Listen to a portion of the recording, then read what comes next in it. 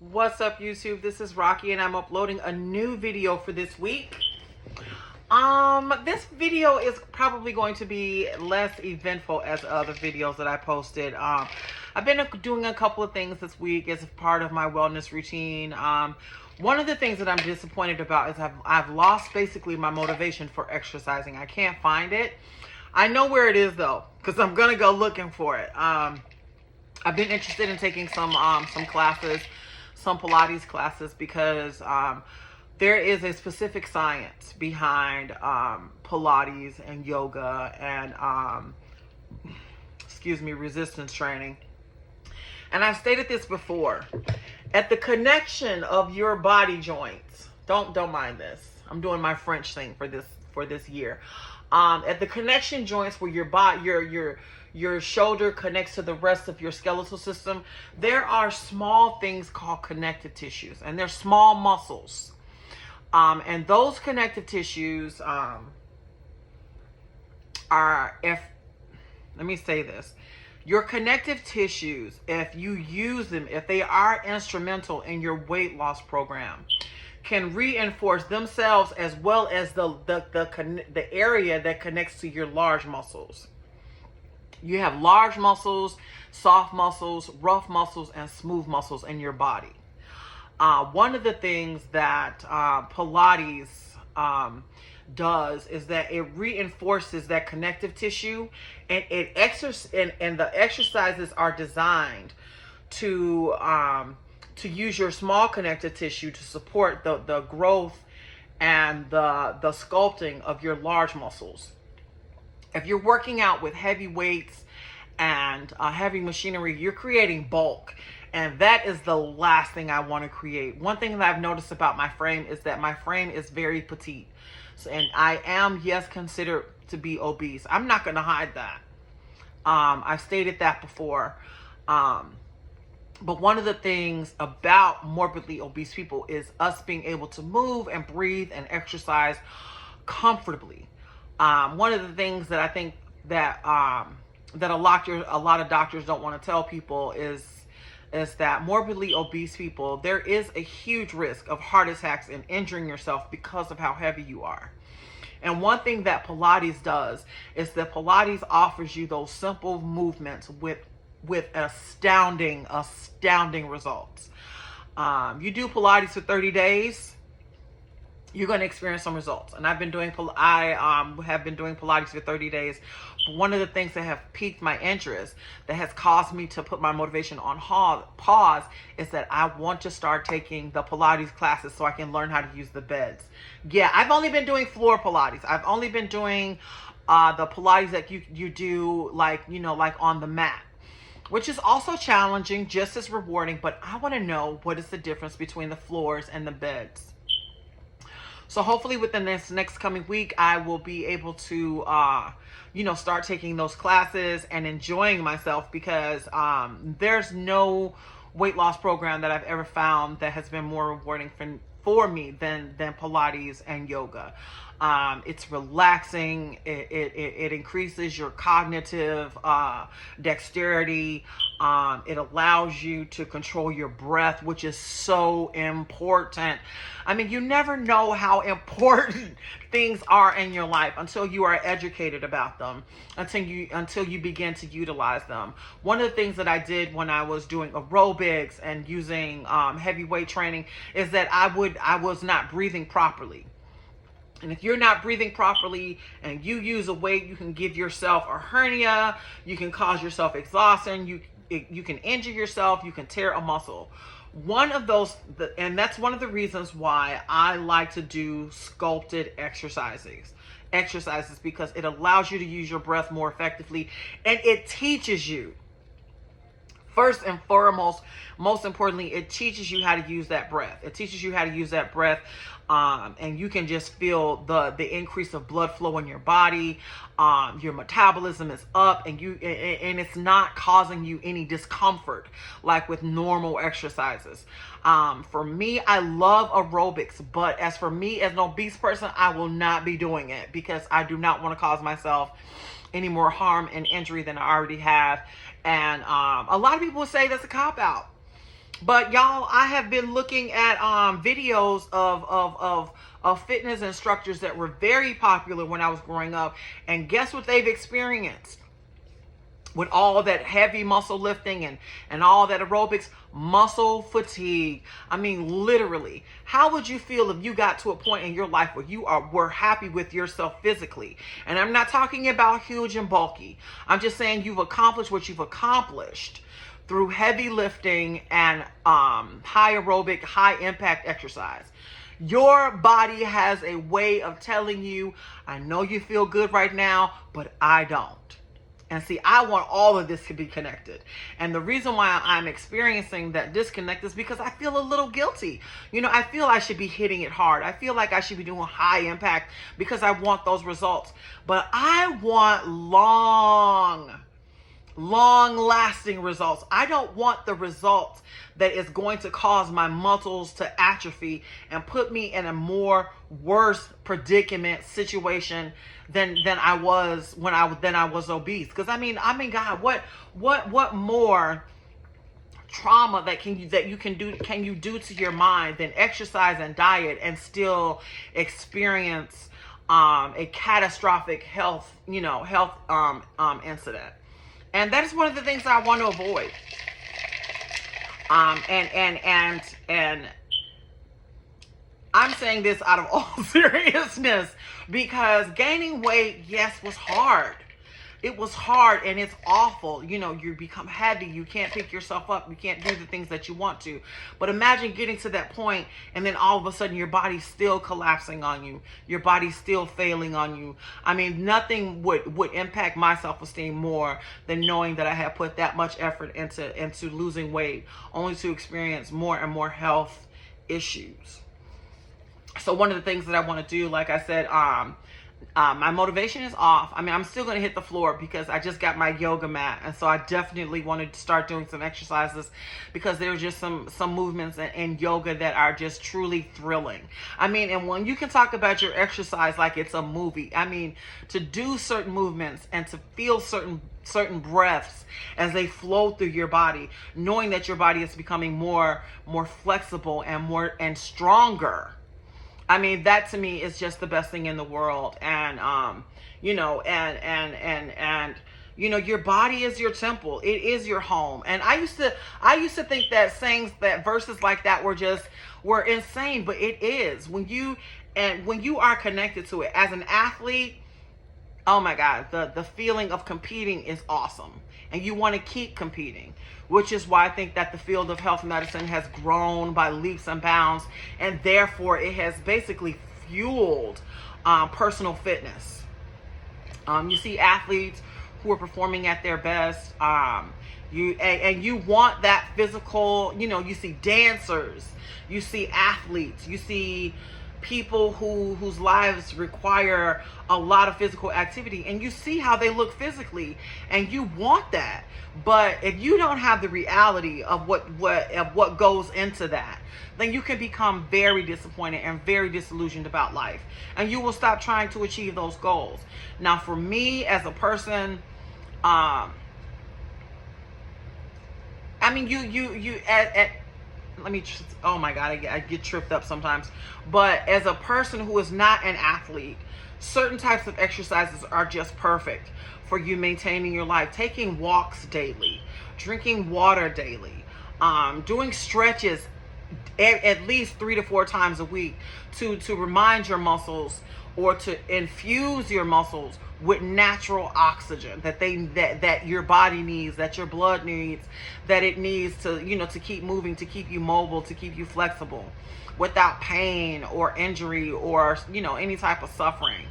And I'm just enjoying that. I mean, I have maintained my weight loss, and that is after, like I said, enjoying myself after the holidays. I basically got tempted and grabbed some cake and found that to be one of the most disappointing experiences ever because, like I said, my palate has changed. The desire to eat heavy sweets is basically gone out of my life unless they are sweets and desserts that time and love and effort has been put into it and you can taste it. And what I mean by that is fresh, clean, either prepared by yourself or prepared by somebody who is trained. And I think that the more we are discerning with what we eat and where we shop and what type of foods we put in our bodies, that also contributes to your health and wellness. And I know it's a lot because I'm going through it. I'm still tempted to go to those freezers and pull that lasagna out and those Salisbury steaks. I'm still tempted to go for the conveniences, but I know what the drawbacks are. The drawbacks is preservatives, weight gain, my breathing issues, my mental health issues. One of the things that has also helped me with my mental health issues is me being able to prepare fresh, healthy foods for me and my family that I never thought that I would be able to do. And to be honest with you, I want it to become more complex. I want what I eat and what I feed my kids to be to please our palate, so that they become more complex, so that we don't reach for what is convenient and so that we don't reach for what is convenient and overdo it. Because when you reach for something that's convenient, you become dependent upon that behavior, because it is a behavior. It's a learned behavior. It's also a behavior that can be modified. And it is all through your habit. It's all through how you can change your motivation. If you change your motivation about how you feel about things and how you approach life, you can achieve an entire overhaul of your life. Like I said, my taste palette, I can't eat a candy bar anymore. I can't eat chocolate. But I can eat chocolate that is crafted, that is rich, that is good, that time and effort has been put into it. I can't just reach for a Snickers anymore. I mean, I used to consume Snickers when I was younger. I used to eat them like every day, 2 and 3 times a day. I mean, can't you tell? And now I can't even approach one. I mean, mentally, my body reflexes and says, no. And I appreciate that so much, because it saves me time, it saves me effort, it saves me the guilt that I would feel after eating it, because it has not provided me any nutritional value, no motivation. It hasn't, it just does nothing for me other than satisfy that craving for something fatty and sugary. And I just refuse to have, something as how I fuel my body become such a passive thing in my life. I just don't want that anymore, because it's just a whole new experience for me. And I'll go deeper into that, but nutrition is just definitely best. And I was on the web a couple of days ago, and I was signing up for this program. They pay you for losing weight, and we're always looking for ways to make money. And I passed on it because I didn't want that type of motivation. I didn't. It was basic. First of all, you had to pay for it, which is okay.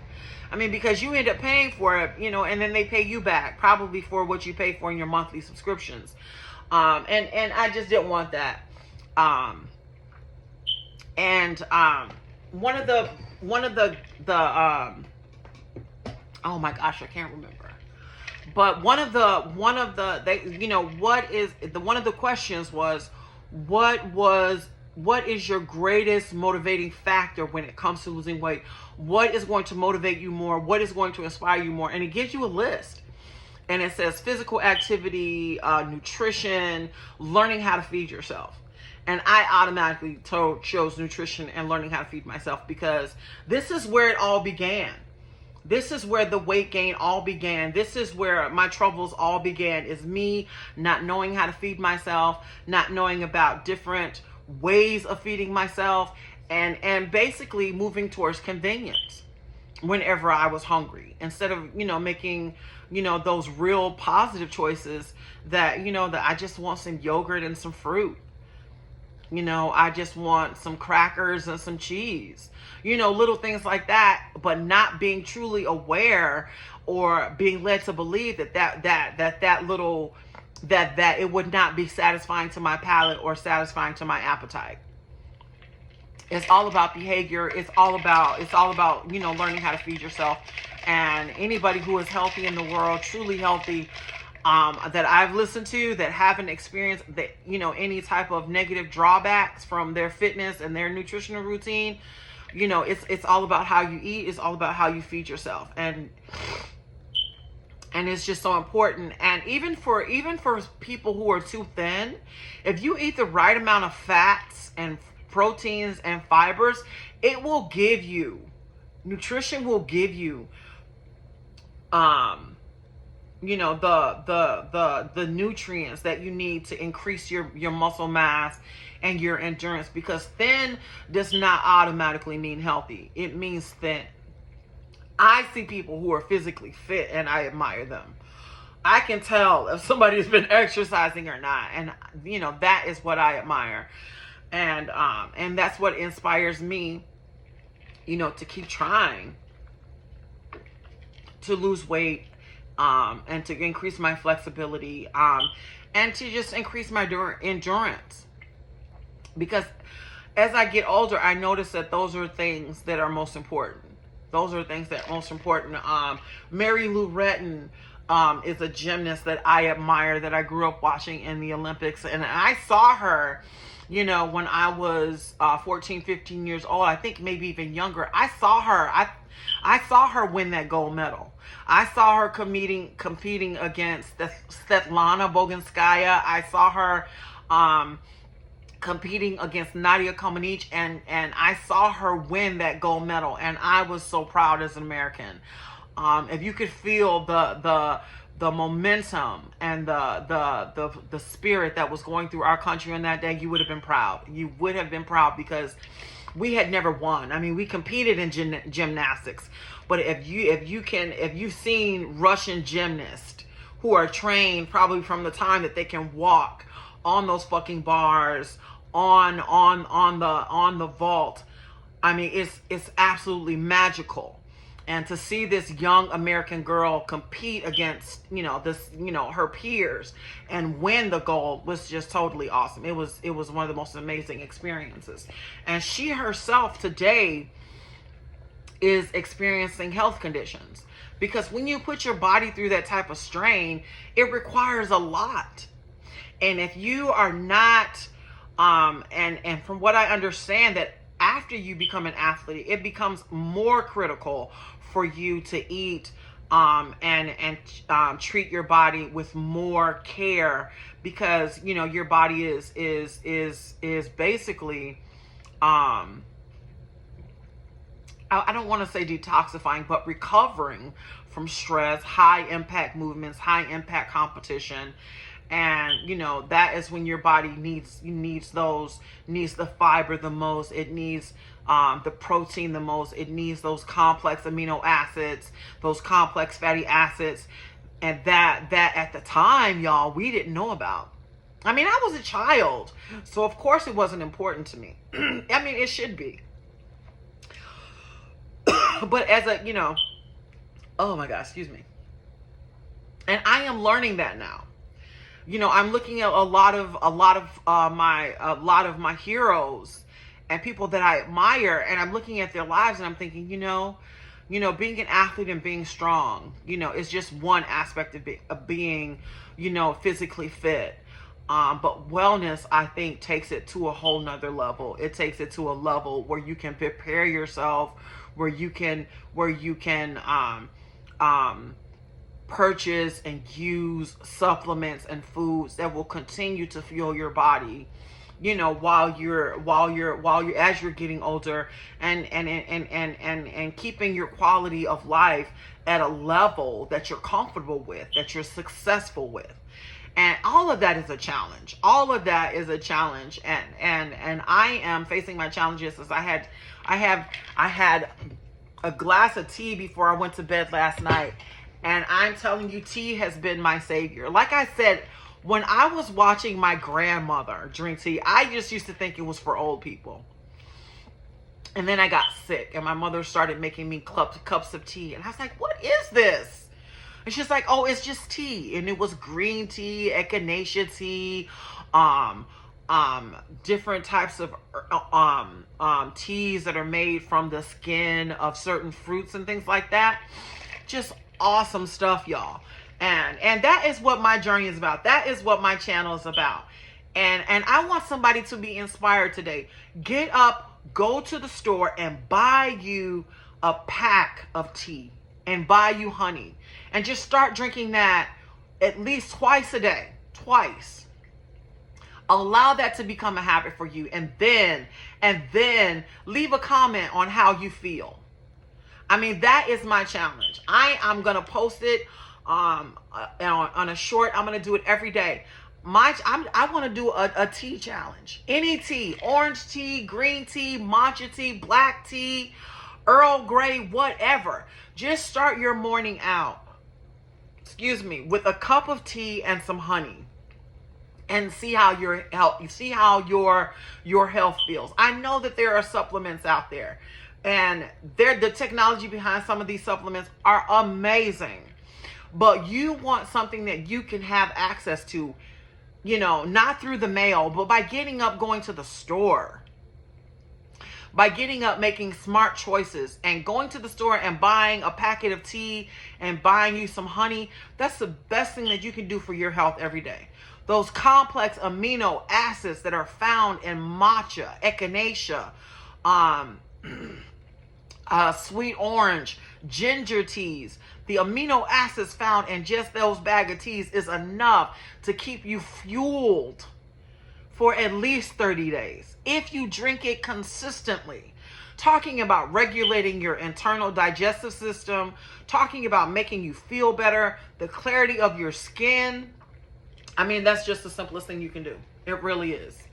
And I'm gonna post a challenge. I'm gonna post that challenge. I'm gonna post it every day for anybody who watches this channel, anybody who's interested in their health and wellness, to start drinking more tea. And I don't mean that. I mean, you can order tea through mail, because I have a couple of brands that I want to try. But I started off by going to the grocery store and just making a choice and saying, I want to drink this tea. I want to try this, and I want to drink it every day, and I want to see how it makes me feel. And every day, I know now that there are certain cognitive issues that I was having. They're gone. Certain issues that I was having with my gut are gone, as long as I continue to drink this tea. And it's any tea, y'all.